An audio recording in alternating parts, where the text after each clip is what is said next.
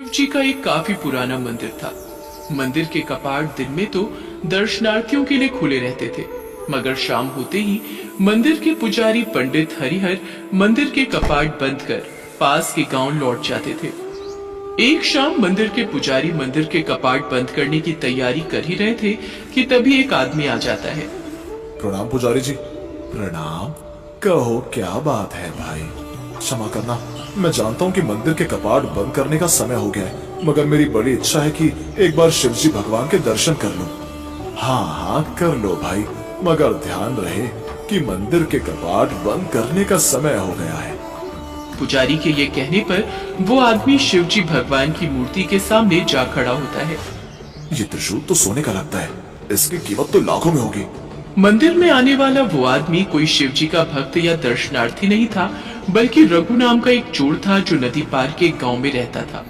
शाम को पुजारी जैसे ही मंदिर के कपाट बंद करके अपने घर लौट जाते हैं, रघु मंदिर में चोरी करने की ताक में झाड़ियों में छिपकर बैठ जाता है। बस एक बार अंधेरा घिराए, फिर तो मैं शिव जी भगवान के सोने के त्रिशूल को चुरा ही लूंगा। लाखों का माल हाथ लगेगा और मैं माला माल हो जाऊंगा। फिर जैसे ही रात होती है, रघु मंदिर के द्वार पर लगा ताला तोड़कर अंदर घुस जाता है।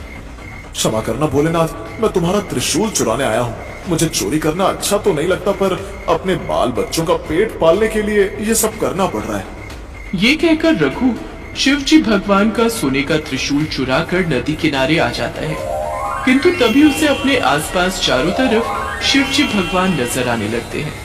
वो नदी पार करने लगता है तो जलधारा के बीच महादेव डमरू बजाते हुए दिखाई देते हैं। आज से पहले भी तूने बहुत सारी चोरियां की है रघु। कई बार तो मंदिरों में भी चोरी की है, पर पहले तो ऐसा कभी नहीं हुआ। देखो तो हाथ कांप रहे हैं और दिल घबरा रहा है। रघु ये कह ही रहा होता है कि तभी उसे शिव जी भगवान के गले में विराजमान नाग उनके गले से निकलकर अपनी ओर आता दिखाई देता है। अरे नाग नाग, वो देखो शिव जी भगवान के गले का नाग मेरी तरफ चला रहा है। मगर हवा में लहराते हुए रघु की तरफ आ रहा नाग एकाएक गायब हो जाता है और उसी पर उसे दूसरा झटका लगता है। शिव जी भगवान का सोने का वो त्रिशूल अचानक ही लोहे के त्रिशूल में बदल जाता है और रघु की आंखें फटी की फटी रह जाती हैं। अरे मैं ये सब क्या देख रहा हूँ? आखिर ये सब चमत्कार मेरी ही आंखों के सामने क्यों घट रहे हैं? ये सब सच है या भ्रम? कहीं अनजाने में मैंने कोई घोर पाप तो नहीं कर दिया? मुझे ये त्रिशूल तुरंत मंदिर में वापस रखना होगा। ये कहते कहते रघु मंदिर की तरफ दौड़ता है और मंदिर में पहुंचकर त्रिशूल को पुनः उसके स्थान पर रख देता है। त्रिशूल को वहां रखते ही त्रिशूल पुनः सोने में बदल जाता है। ये अद्भुत चमत्कार देख रघु को अपनी भूल का एहसास हुआता है और वो शिव जी भगवान के सामने हाथ जोड़कर प्रार्थना करने लगता है। हे शिव जी महाराज, मेरी इस भूल को क्षमा कर देना। आपने मेरी आंखें खोल दी भगवान। मैं आज के बाद कभी चोरी नहीं करूंगा। उस दिन के बाद रघु चोरी करना छोड़ देता है और मेहनत मजदूरी करके अपने परिवार का पेट पालने लगता है। साथ ही वो महादेव की भक्ति करने लगता है। आपने चोरी करना छोड़ दिया और हमारा पेट पालने के लिए मेहनत मजदूरी करने लगे। क्या मैं पूछ सकती हूँ कि अचानक ऐसा क्या हुआ? समझ लो शिव जी भगवान ने हमें चोरी करने से मना कर दिया लता। एक दिन रघु मजदूरी करके घर लौटा तो मंदिर के पुजारी कुछ गांव वालों के साथ उसके घर पधारे। गांव वालों के हाथों में लाठियां थी और उनके चेहरों पर गुस्सा साफ दिखाई दे रहा था। रघु को देखते ही पंडित हरिहर तेज आवाज में बोले, राम राम। अरे ओ रघु, तुझे शिव जी के मंदिर से सोने का त्रिशूल चुराते शर्म नहीं आई कमबख्त? देखिए पंडित जी, मुझ पर ऐसा झूठा इल्जाम मत लगाइए। मैंने कोई चोरी नहीं की। राम राम। अरे देखते क्या हो, पकड़कर कूटो इस चोर को, तभी सच बताएगा ये। पंडित हरिहर के ये कहते ही गांव वालों में जोश आ जाता है और वे रघु पर लाठियां तान लेते हैं। फिर वे जैसे ही उसे पीटने लगते हैं, रघु की पत्नी बीच में आ जाती है। वो मंदिर के पुजारी हरिहर के चरणों में गिर जाती है। भगवान के लिए इन्हें छोड़ दीजिए, इन्होंने मंदिर में चोरी नहीं की है पुजारी जी। राम राम। लो भाइयों, अब चोर की लुगाई बताएगी हमें कि चोरी किसने की है। चल रही बता बता। लोग रघु की पिटाई करते जा रहे थे और उसकी पत्नी उसे बचाने के लिए रो पीट कर पंडित जी की मिन्नतें किए जा रही थी। तभी वहाँ पुलिस की गाड़ी आकर रुकती है। तो क्या यही है रघु चोर? इससे तो हमें बहुत सारी चोरियों का सच उगलवाना है। चलो बे, ले चलो इसे थाने। राम राम। अब सही समय पर आए साहब, ले जाओ इस पापी को और इसे छोड़ना मत। रघु सबके सामने गिड़गिड़ाता है और सबके सामने अपने बेगुनाह होने की बात कहता है, मगर उसकी कोई नहीं सुनता। तो रघु की पत्नी रोते हुए कहती है, अब कहाँ गए तुम्हारे शिवजी? यहाँ आकर इन सबको बताते क्यों नहीं कि तुमने चोरी नहीं की? लता रो मत, मुझे पूरा विश्वास है कि शिवजी महाराज मेरी गवाही के लिए स्वयं आएंगे और असली चोर पकड़ा जाएगा। पुलिस वाले रघु को लेकर थाने की तरफ चल पड़ते हैं और उसी समय शहर के जाने माने सेठ धनीराम शिवजी भगवान से प्रार्थना कर रहे होते हैं। हे शिवजी भगवान, तूने हमें कोई संतान तो दी नहीं, फिर इस बुढ़ापे में कौन हमारी देखभाल करेगा और कौन हमारी धन संपत्ति को भोगेगा।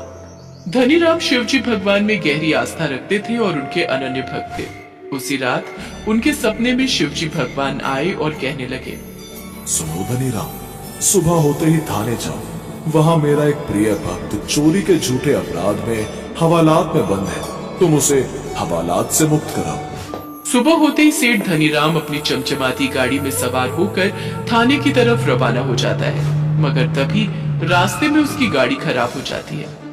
लो भाई, हो गई देर में देर, वहाँ हवालात में बेचारे निर्दोष रघु पर न जाने क्या बीत रही होगी।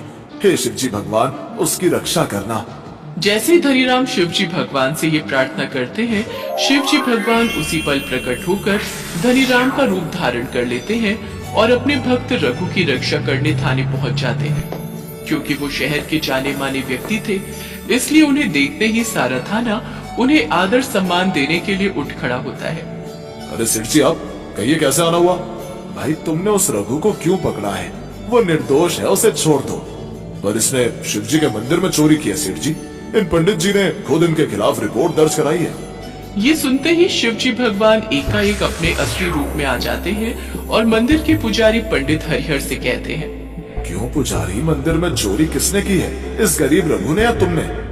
शिवजी भगवान के ये कहते ही पंडित हरिहर भय से कांपने लगता है और हाथ जोड़कर महादेव से कहता है, राम राम, अब तो मैं झूठ बोल ही नहीं सकता। जब शिवजी भगवान रघु को बचाने के लिए स्वयं प्रकट है तो सच ही बोलना पड़ेगा। भगवान, ये पाप रघु ने नहीं, मैंने ही किया है, मैंने। पुजारी के ये कहते ही सच्चाई सबके सामने आ जाती है और उसी समय सेठ धनीराम भी वहां आ पहुंचता है। सेठ थाने में साक्षात महादेव के दर्शन कर गदगद हो उठता है।